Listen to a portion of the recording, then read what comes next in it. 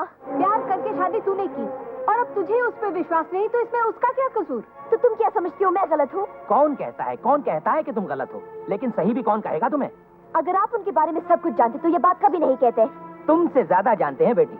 अमर ने हमें खत लिखकर सब कुछ बता दिया है और उसी के बुलाने पर हम दोनों यहाँ आए हैं। हाँ, अच्छा, तो फिर ये भी बताया होगा कि वो रखेल के साथ गुलछरे उड़ा रहे हैं। ये झूठ है बेटी। मुन्नी को उसने गांव वालों से बचाकर सहारा दिया और मैं समझता हूँ वो अपनी जगह सही है। उन्होंने विश्वास दिलाकर अंधा बना दिया है। पानी में बहते हुए इंसान को सारी दुनिया बहती हुई नजर आती है। मैं तो कहती हूँ अभी भी कुछ नहीं बिगड़ा है जया। उसके पैरों पे गिर के माफी मांग ले, वो माफ कर देगा। हाँ। दूसरों के पैरों पर गिरकर माफी मांगने से तो बेहतर है अपने पैरों पर खड़ा होना। और अगर उसमें भी नाकाम हो गई तो फिर मर जाऊंगी मैं, लेकिन झूठे पतंग को चाट कर एक पल भी नहीं जीऊंगी। जया, रहने दीजिए इसे। जन्म देके अच्छी परवरिश करना हमारा फर्ज था, वो हमने पूरा किया। अब अपने घर को संभाला इसका फर्ज है। माँ बाप के हैसियत से हमने समझाने की कोशिश की, ये नहीं मानी, इसकी मर्जी। चलिए हम अपने घर चलते हैं।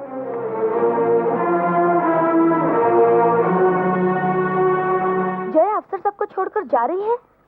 हाँ, मुझे तो पता ही नहीं और किसी ने बताया भी नहीं। तुम्हें ही नहीं, आज तक उन दोनों के बीच में जो कुछ भी हुआ और हो रहा है शायद कोई नहीं जानता, लेकिन मुझे ऐसा लगता है ये सब तुम्हारी वजह से हो रहा है। मेरी वजह से? मुन्नी, अब तुम ही हो जो उनके घर को बर्बाद होने से बचा सकती हो। हाँ, जरूर बचाऊंगी, जरूर बचाऊंगी मैं। जया, तू घर छोड़ के जा रही है? ये अच्छी बात नहीं है। अरे मुझे क्या पता था मेरी वजह से इतनी बड़ी मुसीबत खड़ी हो जाएगी। बेचारे अफसर साहब मेरी परेशानी दूर करने चले थे और खुद परेशानी के शिकार हो गए। पर तू जा कहाँ रही है? तू तो बेवकूफ है, इतना भी नहीं समझती अपने हाथों से तू अपना घर उजाड़ रही है। मैं तुझे कहीं जाने नहीं दूंगी। अरे अफसर साहब का तो सोच, वो तो देवता है।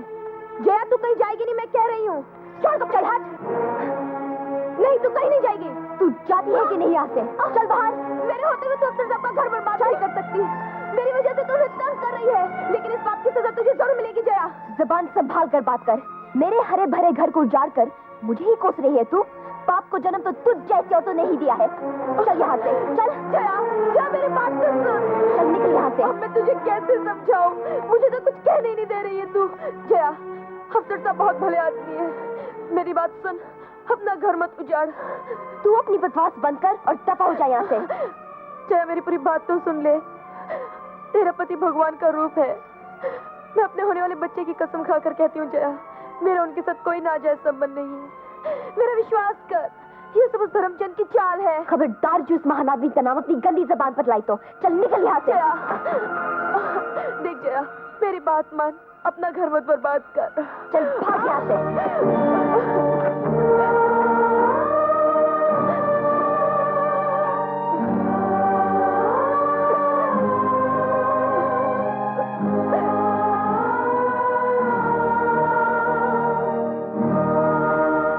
तुम्हें ये बात मुन्नी से नहीं बतानी चाहिए थी।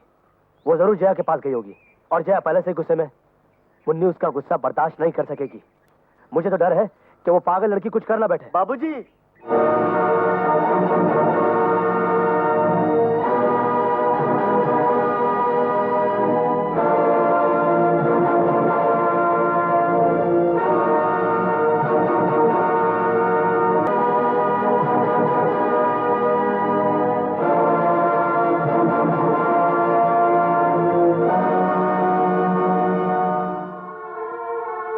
अफसर साहब, जया मुझे घुसने नहीं देगी आपके घर, धक्के मार के बाहर निकाल देगी। हाँ,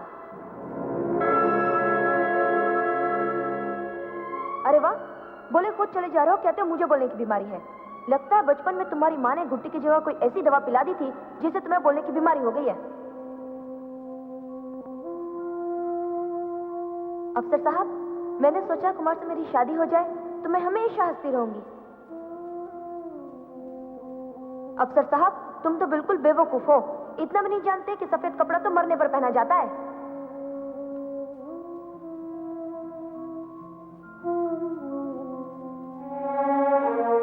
अरे रे रे रे, मेरा मुंह बंद मत करो, मुझे बात करने दो।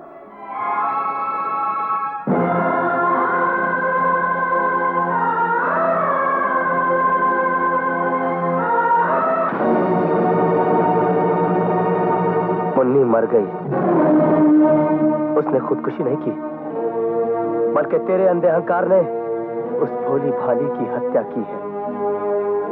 इस बात का एहसास जब तुझे होगा तो तड़प तड़प कर जिंदगी भर पछताएगी तू, रोएगी और हर पल घुट घुट के मरती रहेगी तू, और यही तेरी सजा होगी। मैंने लाख कोशिश की कि हमारा ये रिश्ता ना टूटे, लेकिन तूने 7 फेरों का नाता एक पल में तोड़ दिया। Good, very good. अकेली रहना चाहती थी ना तू? तुझे तेरी तन्हाई मुबारक हो। मैं जा रहा हूं तुझसे और तेरे साए से भी दूर। Good bye.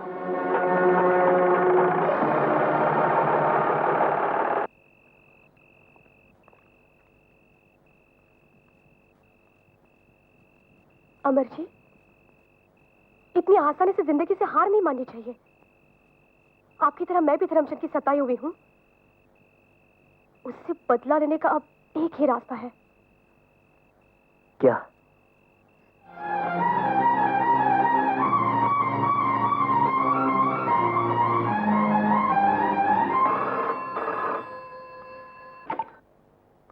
Hello, Dharamchand speaking. मैं जया बोल रही हूँ। जया? जया, क्या बात है? बोलो बोलो जया बहन। जया बहन? क्या मैं आपकी बहन लगती हूँ? हैं? हैरान हो गए? आप जैसों को हैरान करने में भी मजा आता है। क्यों? चुप क्यों हो गए? क्या मैं आपको अच्छी नहीं लगती? ये भी कोई पूछने की बात है? मेरी समझ में ये नहीं आ रहा कि चक्कर क्या है। नादान मत बनिए। भला कभी कोई औरत अपनी जुबान से किसी मर्द के साथ ऐसी बातें करती है क्या? समझ गए ना? आज की रात हम दोनों एक साथ।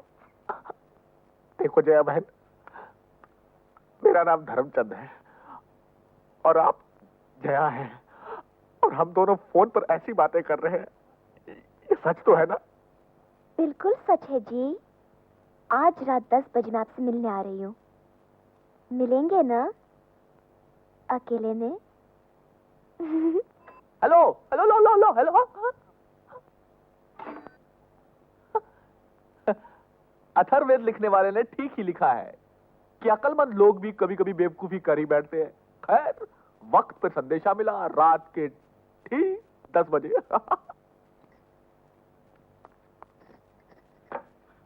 नमस्ते जी, मेरा नाम कमला है।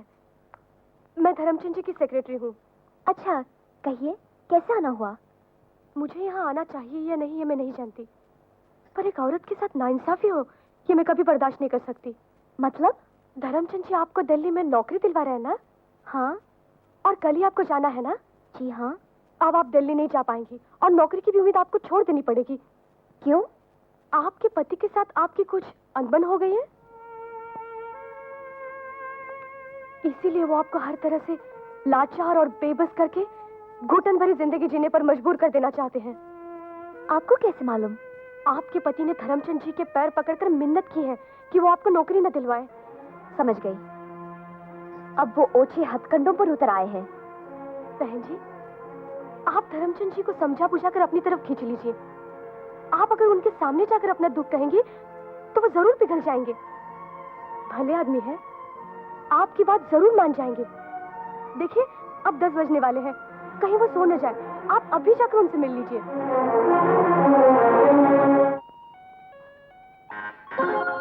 आ गई। Welcome welcome madam. You came into my house, that is God's nature. You came into my house, that is God's nature. Sometimes I look at you and sometimes my furniture. बिल्कुल ठीक वक्त पर आई। वक्त बीत ना जाए इसीलिए वक्त पर आई हूँ। अच्छा, सच सच बताओ, मुझे देखने की ख्वाहिश कैसे हुई? सिर्फ देखने की ही नहीं, कुछ कहने की भी है। मैं तुम्हारी हर ख्वाहिश पूरी करूंगा। अगर मैं तुम्हें खुश कर सका तो मेरे दिल को बहुत सुकून मिलेगा, बड़ी खुशी महसूस होगी मुझे।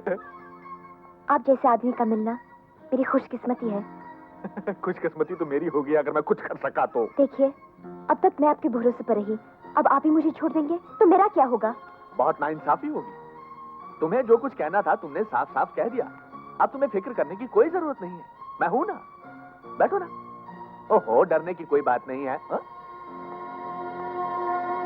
Come on, just relax. आप कितने अच्छे हैं। देखिए, आप अमर की बातों में मत आइए। बस किसी तरह मुझे दिल्ली की नौकरी दिलवा दीजिए। नौकरी की बात इस वक्त क्यों? अब उसे वहीं छोड़ो। अब तुम्हें क्या करना है मैं बताता हूं। वो शाम कुछ अजीब थी, ये शाम भी अजीब है, वो कल भी पास पास थी करीब।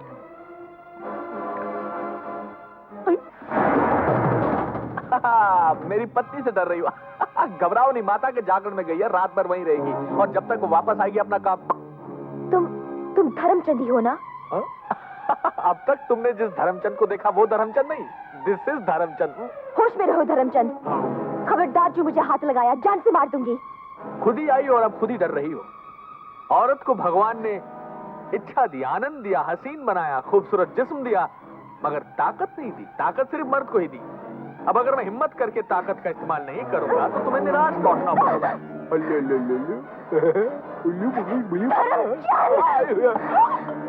ठहरो मिसेस जया, तुम बहुत संस्कारी हो और यह ठहरा उस संस्कार को जिंदा रखने वाला धर्मात्मा।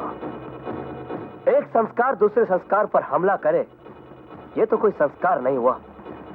अथर्ववेद के आखिरी पन्ने के आखिरी श्लोक में मुझ जैसे संस्कारहीन लोगों को बताया गया है कि ऐसे लोगों के साथ किस तरह से पेश आना चाहिए। ये रहा मिस्टर गिरगिट, पहले अध्याय का पहला श्लोक। यह रहा दूसरे अध्याय का दूसरा श्लोक। तो तू 7 दिन में हमारा फाइनल सेटलमेंट करने वाला था ना? हाँ, अब मैं तेरा फाइनल सेटलमेंट करूंगा।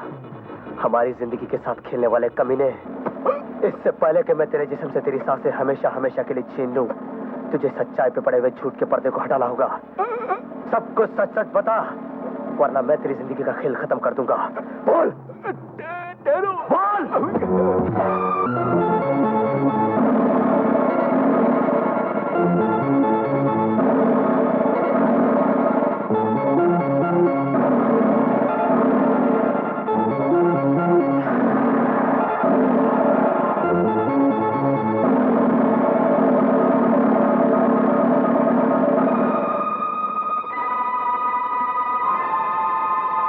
मिस्टर धर्मचंद, दैट इज अमर। तो जैसे आदमी को तो रुक जाओ जया, तुम जो जानना चाहती थी वो जान गई। अब जाओ यहाँ से। आप नहीं जानती है कैसा आदमी है। न जाने कितने लोगों की जिंदगी अब बर्बाद की है इसने। तुम्हें तो आज पता चला है, मैं तो इन्हें शुरू से ही जानती हूँ। कितनी रातें गवाई है मैंने, कितनी रातें नागन बनकर डसती रही है मुझे, कितनी बार मर मर कर जीती रही हूँ, नरक की आग में जलती रही हूँ।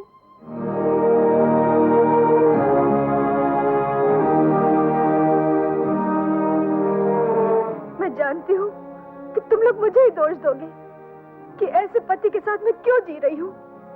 मुझे ये भी मालूम है कि तुम लोग मुझे औरत साथ के नाम पर कलंक कहोगे। इतना सब कुछ जानते हुए भी आप इसकी तरफदारी कर रही है? तो क्या करूं? पति को छोड़ दूं? सीता, तुमने वो कर दिखाया जो इस जमाने में कोई पत्नी नहीं कर सकती। तुम पतिव्रता हो, महान हो। किसी पति को अपनी पत्नी के साथ ऐसा सलूक नहीं करना चाहिए जैसे मैंने किया। मैं बहुत शर्मिंदा हूं। आइंदा कभी ऐसा नहीं करूंगा, कभी नहीं। मुझे माफ कर दो। ये क्या कर रहे हैं आप? उठिए। तुम जैसे आदमी को तो कभी माफ नहीं करना चाहिए।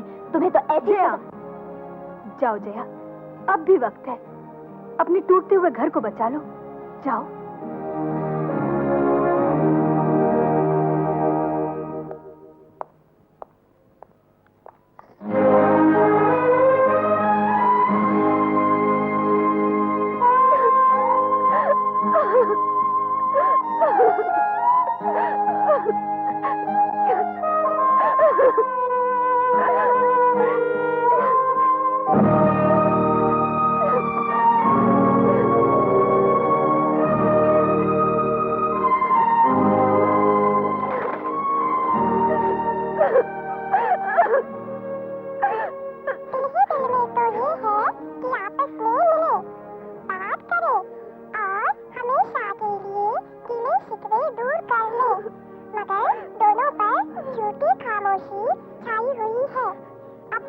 छोड़ो, मैं आ गई हूँ।